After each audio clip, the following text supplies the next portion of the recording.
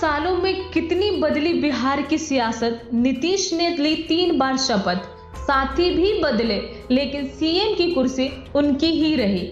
बिहार में विधानसभा चुनाव का ऐलान होने में करीब 6 महीने का समय बचा है। इस बीच राज्य में सियासी उथल पुथल भी जारी है। हाल ही में भारतीय जनता पार्टी ने राज्य में लंबे समय से खाली पड़े मंत्री पदों पर अपनी पार्टी के विधायकों को शपथ दिलाई।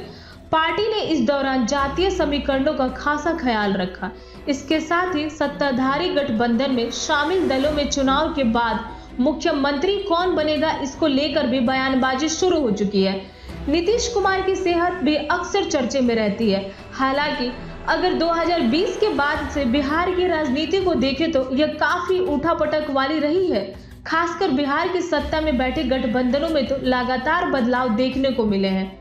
चौंकाने वाली बात यह है कि इन बदलावों के बावजूद राज्य में मुख्यमंत्री पद में कोई बदलाव नहीं हुआ।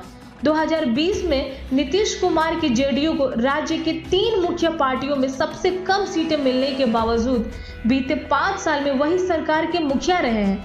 ऐसे में यह जानना अहम है कि आखिर बिहार में 2020 के चुनावी नतीजे क्या रहे थे। इसके बाद बीते 5 वर्षों में क्या सियासी घटनाक्रम रहा है।